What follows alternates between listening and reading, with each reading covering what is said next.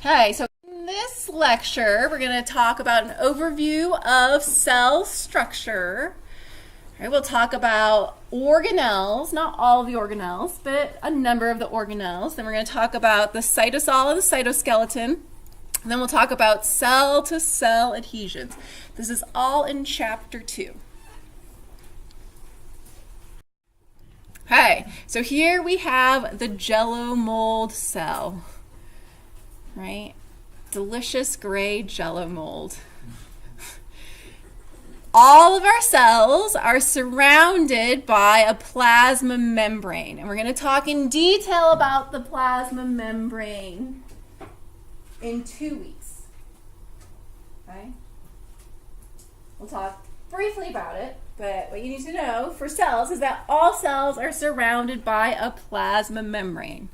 Okay, and then inside of our cells, a number of our cells have a nucleus, but not all cells. You want to have an example of a cell in your body that does not have a nucleus? Red blood cells. Okay, but most cells have a nucleus. Some have more than one nuclei. Right? And the nucleus contains the DNA, which directs cell division, okay, transcription and translation, so the making of proteins. If there is a nucleus, it's generally surrounded by the endoplasmic reticulum, which there's the rough and the smooth, and we'll talk about that. We also have mitochondria that we're going to talk about that are the powerhouses of our cells. Here's the Golgi apparatus, which I'm going to always call the Golgi complex because that's how I learned it. They're the same thing. Okay, Golgi apparatus and Golgi complex are the same thing. Here's some peroxisomes that help get rid of free radicals. We've got some lysosomes that act like the stomachs of your cells. Okay, and then these little wiggly strands are part of the cytoskeleton, and we'll talk about the cytoskeleton as well. Okay, so all of our cells are surrounded by plasma membranes. It's also called the cell membrane. Okay, and it separates intracellular fluid from extracellular fluid. Okay, so the plasma membrane is what separates extracellular fluid from intracellular fluid. Intracellular fluid, or the inside the cell, right, the part that doesn't have organelles, is also known as the cytosol. So that's why you see the cytosol above that intracellular fluid. Hey, it controls the movement of molecules into and out of the cell because it is a semi-permeable membrane. Okay, it is only freely permeable to things that are lipophilic or hydrophobic. What does lipophilic mean? Likes lipids. What does hydrophobic mean? Doesn't like water. Okay, so lipophilic substances are hydrophobic. Okay, examples of things that freely cross your plasma membranes are things like oxygen and carbon dioxide. They're actually hydrophobic. Okay, and then like steroid hormones and fatty acids all can freely cross the plasma membrane. And then in a couple weeks we'll talk about how everything else gets across the plasma membrane. But because your cells have plasma membranes and it's semi-permeable, it allows intracellular fluid to have a completely different makeup as extracellular fluid. Okay. Inside of your cells, if there is one, the nucleus is generally the largest organized cell component. Okay, so if your cells have a nucleus, it's going to be big. And a nucleus is enclosed by a double-layered membrane, which is called the nuclear envelope. It gets an extra layer of protection because it contains your DNA, and you do not want your DNA to get damaged. Okay? Because then your cells might start doing all sorts of crazy things, like becoming cancerous, etc. Okay, so your nucleus contains your DNA, which serves as a genetic blueprint during cell replication. Vast majority of your cells replicate themselves, okay, except for muscle and neurons. Okay, and then your DNA directs protein synthesis. Okay, so it determines what proteins each cell makes. So it makes liver cells, right? And enterocytes lining your small intestine, and enterocytes. Okay, directs what proteins each cell makes, so it determines what the cell's going to look like and how it's going to function. Okay, so in this cell, the nucleus is being shown in purple because it's got Weaver State pride, right? Inside the nucleus, we have the nucleolus, which is where ribosomes get made. And ribosomes are then going to leave the nucleus, and they're either going to associate with the endoplasmic reticulum, or they're just going to hang out in the cytosol, and the ribosomes are where protein synthesis occurs. And we'll talk about them in a little bit. Okay, and here's that double-layer nuclear envelope. And we have to have some pores that'll allow for RNA to leave after translation, right? As well as some proteins actually get made inside the nucleus, as well as those ribosomes are going to have to leave as well.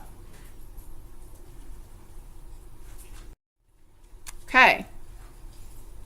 We are not going to talk about cell division in this class. So we're not going to talk too much about DNA replication. That's basically the basics you need to know about the nucleus. It contains your DNA, and the nucleolus makes your ribosomes, and it's a double-layered nuclear envelope surrounding it.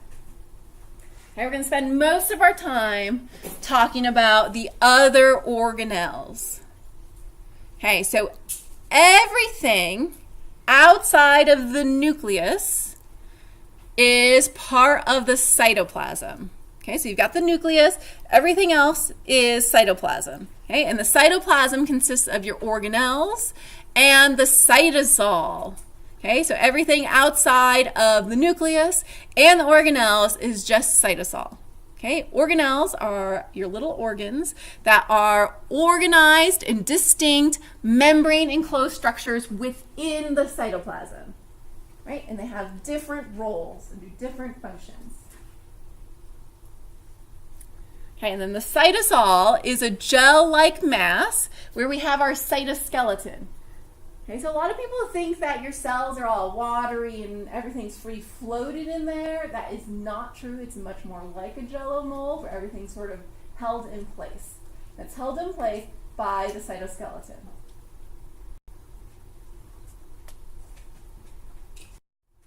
Okay, shall we start talking about the organelles?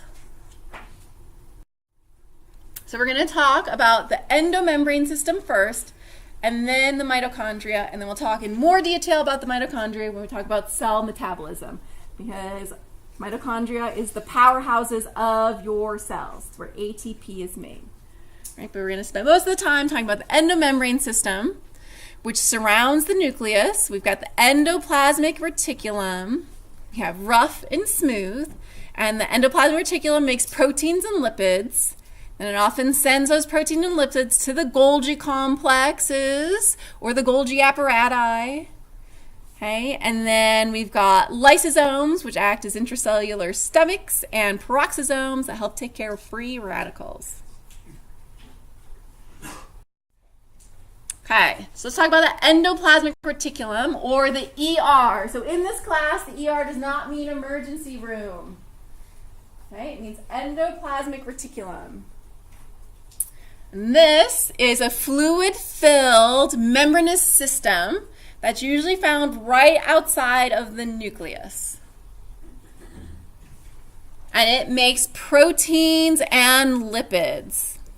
And you have two types. You have rough endoplasmic reticulum and smooth endoplasmic reticulum. And rough makes proteins. Smooth makes lipids.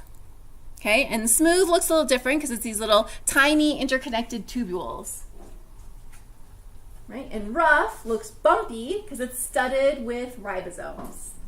And we'll look at both of them. Okay, so here we have a different looking Jell-O mold of a cell. This time it's tan instead of grayish.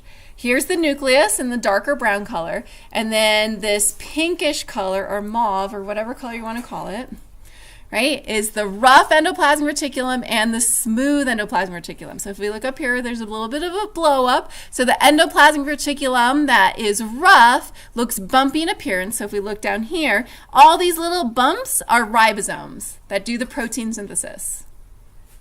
Okay, and what part of the nucleus makes the ribosomes? The nucleolus. Excellent. Okay, and so here we have the smooth endoplasmic reticulum, which are those tiny interconnected tubules. And as you notice, no ribosomes, so it's smooth in appearance, and it does lipid synthesis. Okay, so here we have an actual micrograph of the rough endoplasmic reticulum. So here's the membrane, and each one of these dots is a ribosome. Right, so this is an actual micrograph of the endoplasmic reticulum.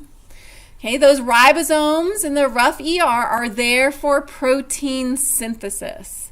And the proteins that get made in the rough endoplasmic reticulum are either going to be secreted from the cell, right? So those beta cells in the video about glucose regulation in the first lecture, those beta cells in the pancreas, insulin is a peptide. It's just a short protein. Right? Those beta cells have tons of rough endoplasmic reticulum because they make a boatload of insulin to be secreted. Okay, or the rough ER is going to make proteins that are used in the plasma membrane. So all the transporters and receptors that get put into the plasma membrane, right, are going to get made in the rough endoplasmic reticulum. Okay, so cells that do a lot of secretion, because they might be endocrine cells and they produce a peptide hormone, right? Or maybe they make digestive enzymes that get secreted into the GI tract. They're going to have a lot of rough ER. Or cells that do extensive membrane formation, because they might have microvilli, because they're specialized for absorption. Okay? And they're going to have tons of transporters, and those all get made in the rough endoplasmic reticulum.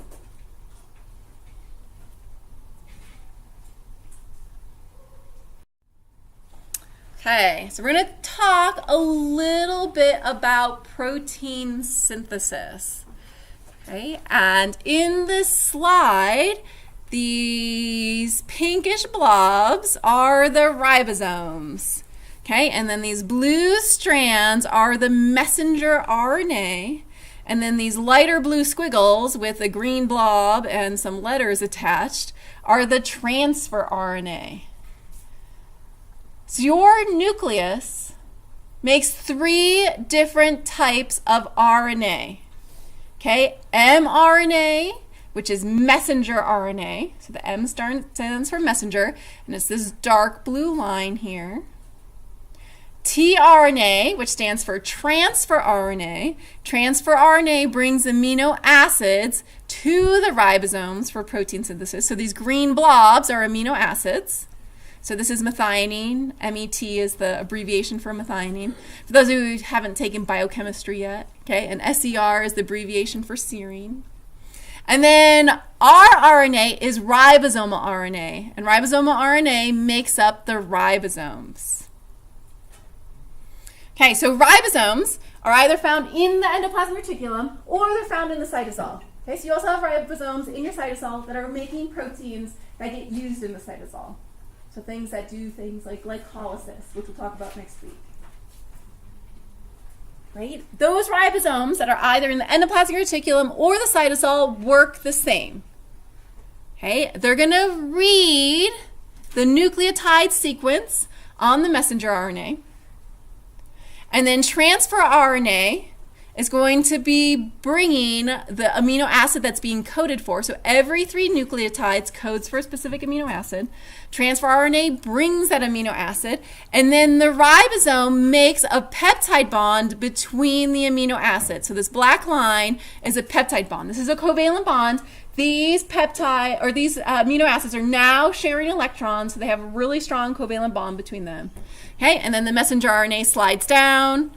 Ribosome reads the next 3, Transfer RNA brings it, makes another peptide bond, scoots down again until the entire message is read. Okay, and a new protein is made.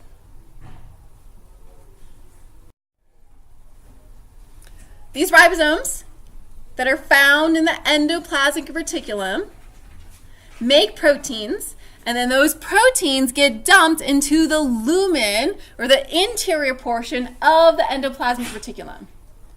Okay, and they're going to make their way from the rough endoplasmic reticulum into the smooth. So the rough and smooth are connected. Okay, so we've made some proteins. They're just hanging out in the lumen of the rough endoplasmic reticulum. They're not folded yet. They're not functional. They're going to make their way to the smooth endoplasmic reticulum. And then the smooth endoplasmic reticulum, what does it make? Lipids. Okay, and some of those lipids it makes are phospholipids, and membranes are made out of phospholipids.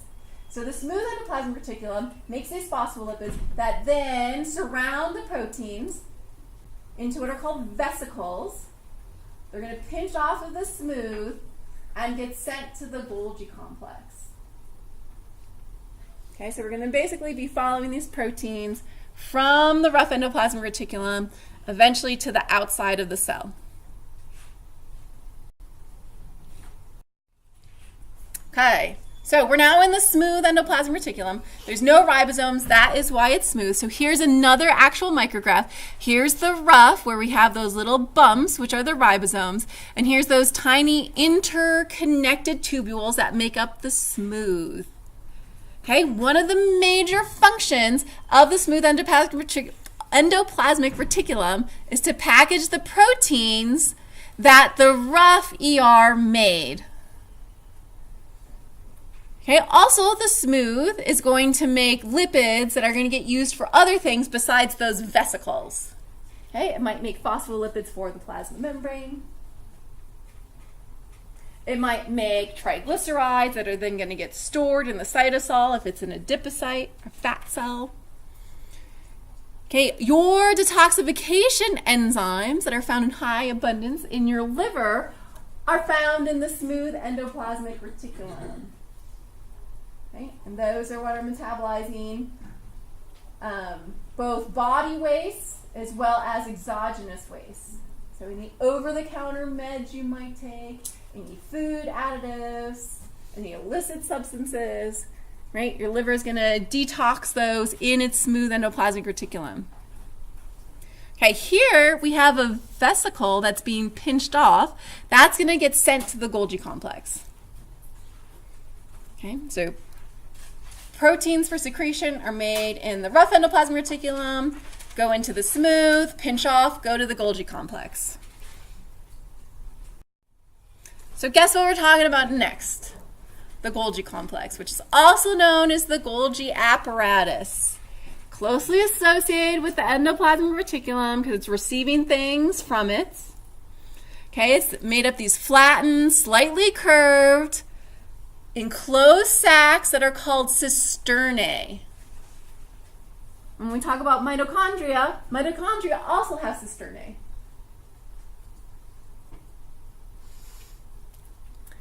The number of Golgi complexes per cell varies.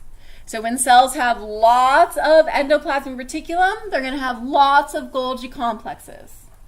When they have very little endoplasmic reticulum, they're going to have very little Golgi complexes. Things like your red blood cells that don't even have nuclei, they don't have endoplasmic reticulum either, or Golgi complexes. Okay, so they're missing not only nuclei, but a whole bunch of organelles too. Okay, your Golgi complex process raw materials into finished products. One of the major things your Golgi complexes do is fold proteins. So next week we're going to talk about proteins. Proteins are long strings of amino acids that then have to be folded into secondary, tertiary, and quaternary structure to be functional. Okay, so when they come out of the endoplasmic reticulum, they're just long strings of amino acids. They're not functional yet. The Golgi complexes fold them so that they become functional. Okay, the Golgi complex is also going to sort and direct the finished products to their destination. Might wrap them in a secretory vesicle and send them to the plasma membrane. Or we're going to find out the Golgi complex is what makes your lysosomes and your peroxisomes, two other types of organelles. So it's going to package hydrolytic enzymes in a membrane, pinch off, and it'll be a lysosome. Okay? Or it's going to find all the peroxidase, package it in a membrane, pinch it off, and it'll become a peroxisome.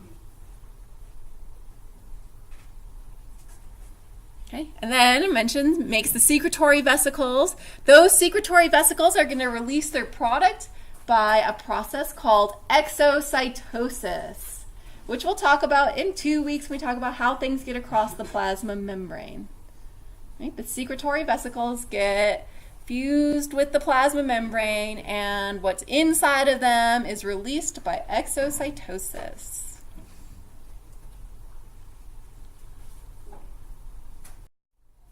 Okay, so here we have the rough endoplasmic reticulum, which is making proteins, smooth endoplasmic reticulum, which is packaging those proteins into vesicles that are going to pinch off. So here are 2 vesicles, or actually 3, that have pinched off of the smooth endoplasmic reticulum. They are then going to fuse with the Golgi complex. And so here are those cisternae, those flattened membranes.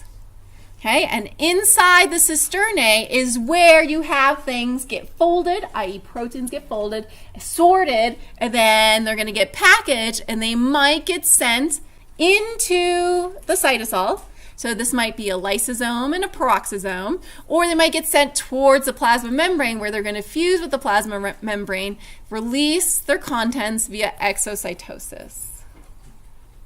Right? And here is an actual micrograph of a Golgi complex. So here it's receiving vesicles, these sort of open areas. Those are vesicles coming from smooth endoplasmic reticulum. They're going to fuse with the Golgi complex. And here are some vesicles that are leaving the Golgi complex.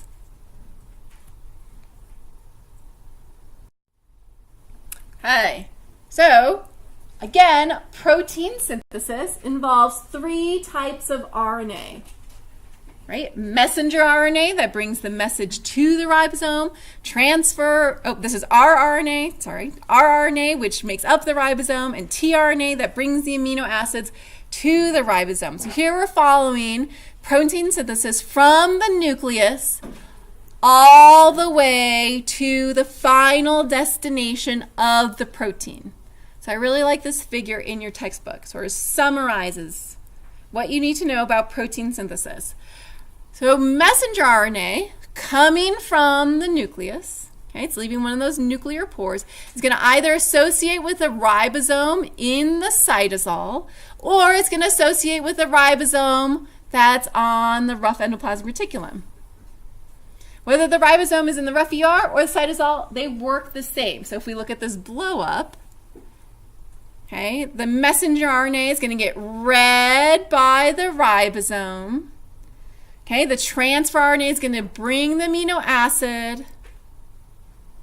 The ribosome is going to catalyze the formation of those peptide bonds. Here we have our growing polypeptide, okay, that then ends up in the lumen of the endoplasmic reticulum. If it's in the cytosol, it just ends up in the cytosol, right? If it ends up in the lumen of the endoplasmic reticulum, ends up in the smooth, gets packaged into a vesicle, that vesicle fuses with the Golgi complex. Golgi complex is going to fold it and send it in the right place. So this might be a bunch of insulin being secreted from a beta cell in the pancreas. Okay. Or these might be insulin receptors being put on the plasma membrane of insulin-sensitive cells, like hepatocytes in your liver, or skeletal muscle cells. Okay? Or these might be hydrolytic enzymes that are getting packaged into lysosomes. Okay, so this is sort of following the proteins from messenger RNA in the nucleus all the way to their final destination. Okay, so There's this nice, This simple student video, is cramming I think for it's her simple, biology about test protein with only a synthesis. Your book goes into way frosting-covered more donut detail, for lunch. but this video does a Specialized nice cells in her job of sort of pancreas making respond it, I to the think, increasing amount of sugar in her blood by releasing insulin, a small protein that regulates blood sugar levels. Let's go inside one of these cells to see how this protein is manufactured. Respond to the increasing amount of sugar in her blood by releasing insulin, a small protein that regulates blood sugar levels. The instructions for making insulin are coded by a segment of DNA in the nucleus. In transcription, an enzyme zips along the DNA, forming RNA, shown here in red. RNA nucleotides line up with their complementary DNA partners, transcribing the information in DNA into RNA. An enzyme zips along the DNA, forming RNA, shown here in red. As the RNA grows, it is processed in several ways. First, a modified guanine nucleotide is added to the beginning as a cap. Also, segments of the RNA strand that do not actually code for the protein are removed, and the remaining segments of RNA are reconnected. Finally, extra adenine nucleotides are added to the end of the RNA strand, forming a tail. The completed messenger RNA, mRNA, now leaves the nucleus. Finally, extra adenine nucleotides. The message in mRNA is translated into a protein in the cytoplasm. First, a transfer RNA, tRNA, arrives, carrying a specific amino acid. The small subunit of a ribosome attaches to the mRNA. Now, the large subunit of the ribosome attaches. A second tRNA docks, bringing another amino acid. The ribosome helps to form a covalent bond between the two amino acids. The mRNA shifts, and the first tRNA leaves. A new tRNA brings another amino acid. The ribosome helps to form a new bond, and the process is repeated. Notice that one end of a tRNA molecule has a set of 3 bases, called an anticodon, that pairs with complementary bases on the mRNA. The other end of the tRNA carries a specific amino acid. Different types of tRNAs carry different amino acids. In this way, the message in mRNA is translated into a specific sequence of amino acids. For proteins that will be secreted from the cell, like insulin, the ribosome docks on the rough ER, and the protein grows into the ER compartment. The new protein molecules are packaged in a vesicle that is transported to the Golgi apparatus, where many proteins are processed. However, insulin is packaged in a vesicle that leaves the Golgi and is then processed. Proteins secreted from the cell are shipped to the plasma membrane.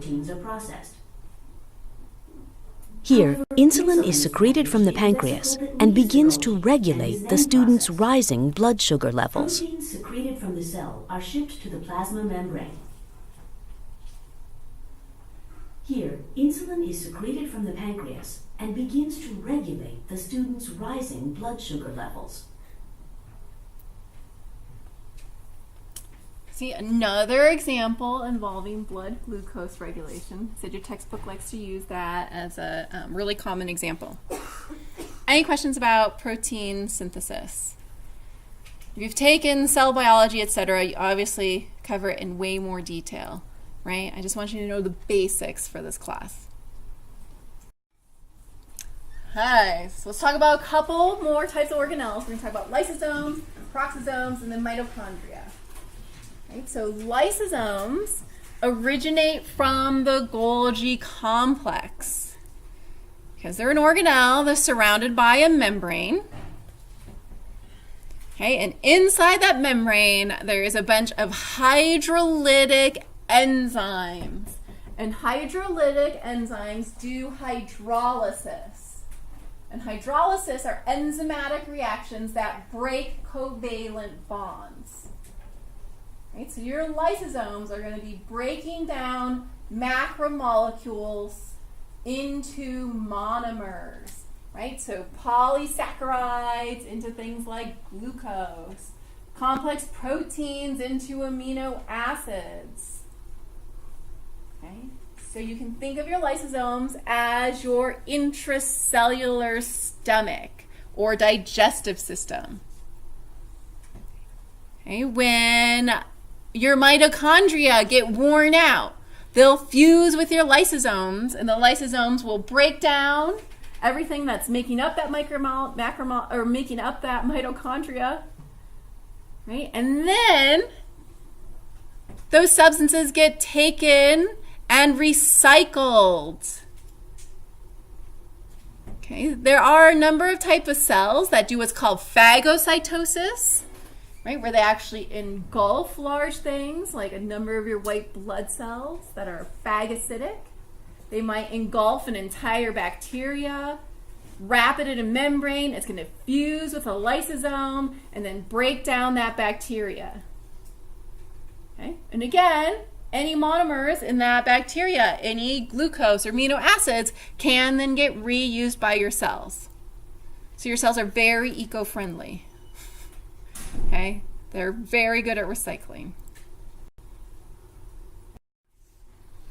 Right, so here we just have another cartoon showing passage from rough endoplasmic reticulum. So in this case, we're making hydrolytic enzymes in the rough endoplasmic reticulum. All enzymes, well, most enzymes are proteins. Okay, so the rough endoplasmic reticulum is making those enzymes.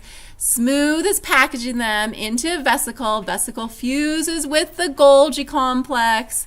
Okay, those hydrolytic enzymes get packaged together, pinches off as a lysosome, and then that lysosome might fuse with a vesicle that is coming from the plasma membrane, if there's been some phagocytosis that's gone on, or it might fuse with a worn out organelle like a mitochondria. Okay? Those hydrolytic enzymes are going to break down the large molecules into smaller ones that the cell can then reuse. Okay, peroxisomes also come from the Golgi complex, right? And they're kind of similar to lysosomes, but instead of containing hydrolytic enzymes that are breaking covalent bonds of these large macromolecules, they contain oxidative enzymes that help detoxify waste products, and in specific, hydrogen peroxide. Okay, so hydrogen peroxide is often formed in your cells due to respiration, due to making ATP. Oxygen is super reactive. That's why we use it to make ATP. Okay, and then we of course have loads of water. And so oxygen and water will sometimes interact and create hydrogen peroxide, or H2O2. And has anyone ever spilled hydrogen peroxide on their clothes? What happens? Does your shirt look nice after you've spilled hydrogen peroxide? No, it bleaches and it'll actually even eat a hole through it. Okay, so do you want a lot of hydrogen peroxide roaming around in your cells? No.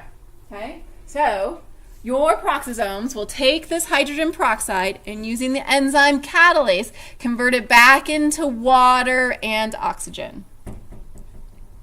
Okay, because they're metabolizing smaller molecules, right? Peroxisomes are much smaller than lysosomes. Right? And the more mitochondria cells have, the more peroxisomes they have.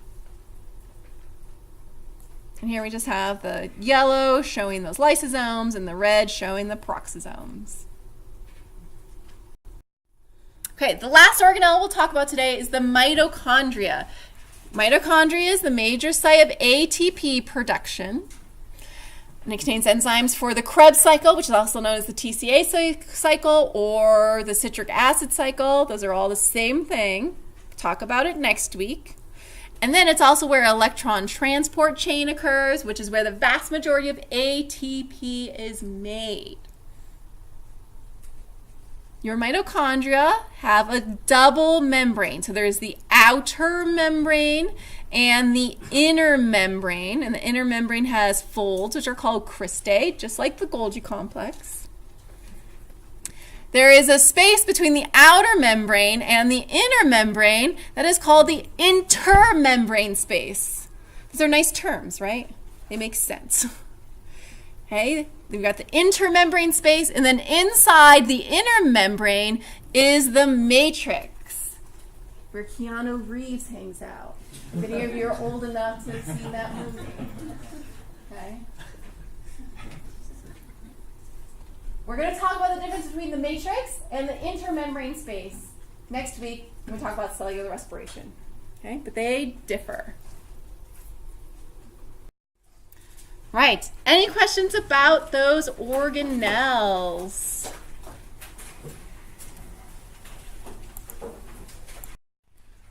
Right. So we're going to talk about the cytosol and the cytoskeleton. And we'll talk about cell-to-cell adhesions.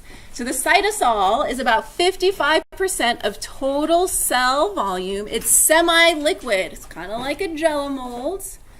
Okay, and it's the part of the cytoplasm that's not organelles. Okay, so the cytoplasm contains the cytosol and the organelles. And then everything that's not organelle is cytosol. And this is where the cytoskeleton is. Okay, in the cytosol, there are some enzymatic reactions that occur, and we've got intermediary metabolism. For this class, the only enzymatic reaction we'll talk about that fits in that is glycolysis. Okay? So glycolysis occurs in the cytosol. There are ribosomes in the cytosol, and the proteins that those ribosomes make, the cell then uses. So glycolytic enzymes that are used in glycolysis get made by ribosomes in the cytosol. Whereas ribosomes that are in the endoplasmic reticulum are making those proteins that are going to be secreted or used inside an organelle or part of the plasma membrane. Okay. Adipocytes, or your fat cells, all those triglycerides get stored in the cytosol. Okay. In your hepatocytes in your liver, all the glycogen that's stored in there gets stored in the cytosol. And then in your neurons, all those secretory vesicles holding neurotransmitters get stored in the cytosol.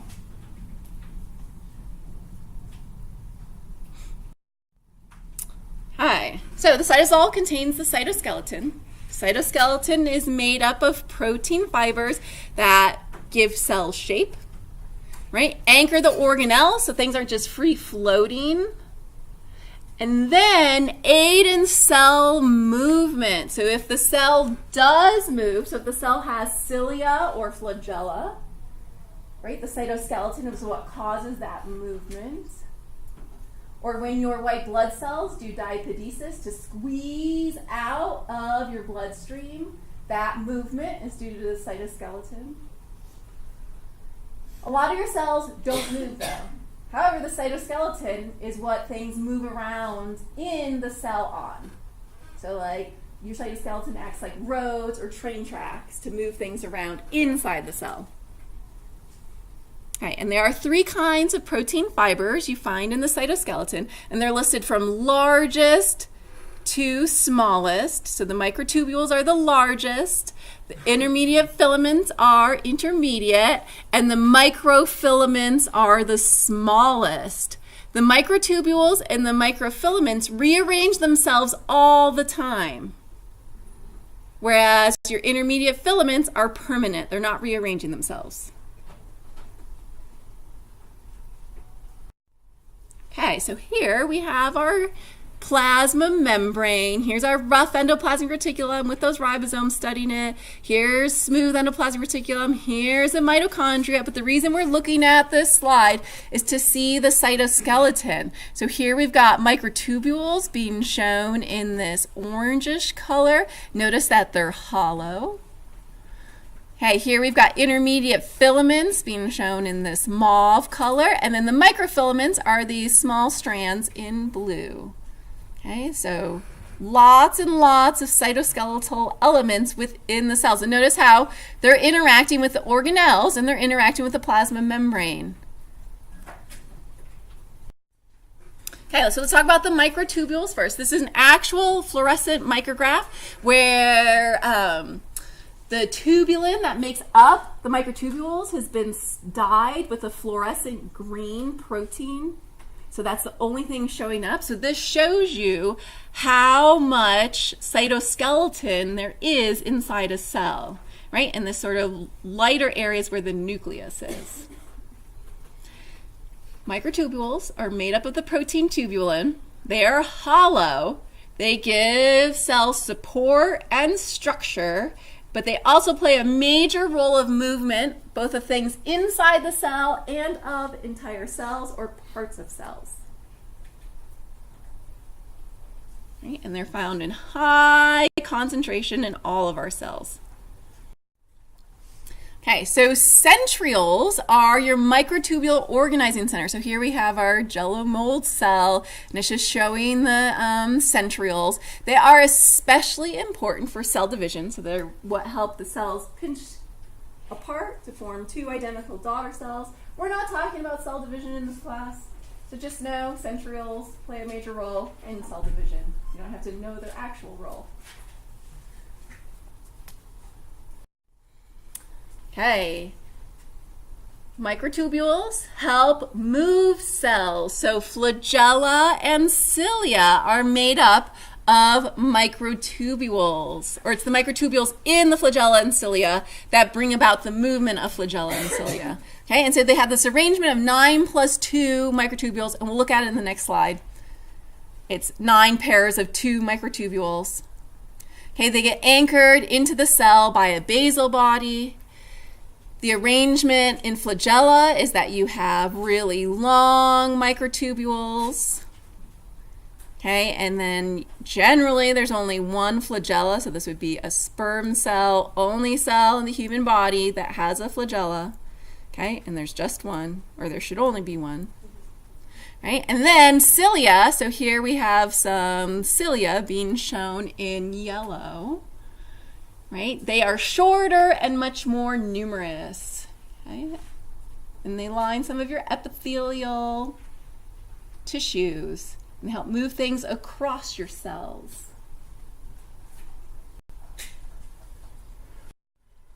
Okay, so here we have a cartoon of a cell with cilia. Right? For flagella, the arrangement is the same, except you'd only have a single flagella and it'd be really long. So here's that basal body that's anchoring it in the cell, and here is the microtubule arrangement of that 9 + 2. So it's 9 pairs of 2 microtubules. And basically what they do is they rearrange themselves on different sides. So one side will get shorter, and that will cause the cilia or flagella to bend one direction, and then that side will lengthen, and the other side will get shorter, and it'll wave the other direction. Because microtubules can rearrange themselves. We won't go into the details of how they rearrange themselves. Your book goes into a little more if you're interested, though. Hey, microtubules are found within the cell, too, and cells that don't have cilia or flagella, they're used as train tracks, right, for motor proteins to walk on. So here we have a vesicle in green, and here we have a motor protein in purple. And what this motor protein is doing is it is walking along the microtubule. And it's called a motor protein because it uses ATP to change conformation and therefore move. Okay, so all those vesicles that pinch off of the smooth endoplasmic reticulum and then end up in the Golgi complex, they walk on microtubules there using a motor protein. Okay, and then the vesicles that pinch off of the Golgi complexes, motor proteins pick those up, send them into the plasma membrane, or if they're organelles, just walk them to somewhere within the cell. Okay, so things aren't free floating.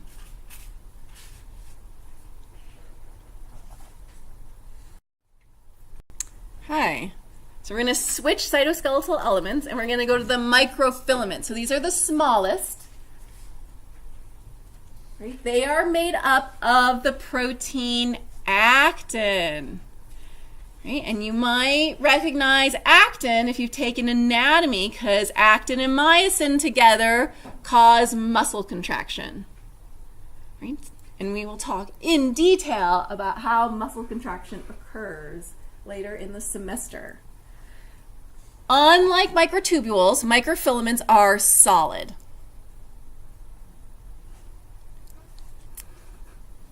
Okay. They are what give amoeboid movement to things like our white blood cells. Okay, so here we have a phagocytic white blood cell, so maybe a neutrophil or a macrophage, and here's a bacteria right here.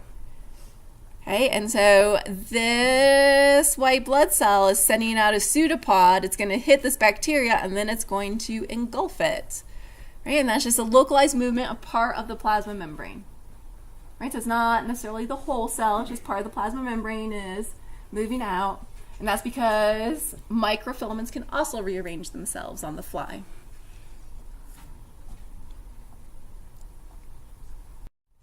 Okay, the last kind of cytoskeletal element we'll talk about are the intermediate filaments. They're the most diverse group. Okay, so their protein makeup varies. So keratin is an example of an intermediate filament. They form more rope-like structures, and they're permanent. They're not rearranging themselves. Okay, that's what I mean by permanent.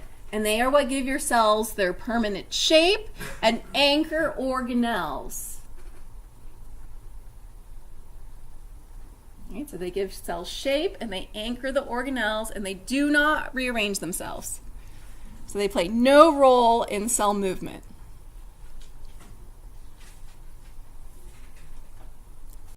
Okay, any questions about cytoskeleton? Right, the last thing we'll talk about in the cells lecture are cell-to-cell adhesions. So again, most of our cells are not free-floating, and they're held together to adjacent cells by one or more type of cell junction. Right, the three types of cell junctions we're going to talk about are desmosomes, tight junctions, and gap junctions. Okay, you can think of desmosomes as rivets. If you're wearing jeans, you have rivets on your jeans, unless they're jeggings, right? Those little metal things holding your pockets on, right? Tight junctions are also known as impermeable junctions, and gap junctions are also known as communicating junctions. We'll talk about all three types. Okay, so desmosomes act like rivets, and they're going to anchor two adjacent cells. So we have plasma membrane of one cell, plasma membrane of a neighboring cell, and notice that these desmosomes have a lot of reinforcement. Okay, they're going to be attached to the cytoskeleton within each adjacent cell, and then you've got these rivets, and we've got the intracellular filaments holding everything together. And these are found in tissues that undergo a lot of stretching, like your heart. Right? Every time you fill with blood, it stretches. What's another organ where you might expect to see desmosomes that stretches a lot? Someone said lungs. Someone said stomach. Did I hear bladder? I heard bladder in my head. Bladder works too. Okay, so any tissue that regularly undergoes stretching has these desmosomes. Okay, tight junctions are very common in epithelial tissue. Right? And it prevents leaking between adjacent cells. So here we have epithelial tissue lining the small intestine. Right? So here's the lumen, or the exterior portion of the small intestine. Right? And we have tight junctions so that everything that gets absorbed from the small intestine is going to pass through these enterocytes, or specialized epithelial cells lining the small intestine. Right? And so that things don't leak back into the intestine. Okay? So it's just sealing off the passageway. Okay? So impermeable junctions is the other name for tight junctions. Prevent exchange between the cells.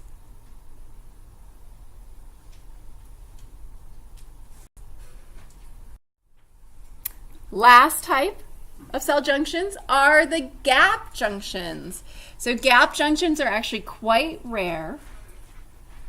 They're found between cardiomyocytes in your heart, and they are found between some astrocytes, which are glial cells in your central nervous system, and neurons, and some of your neurons have gap junctions with each other. Okay, but they're not super common.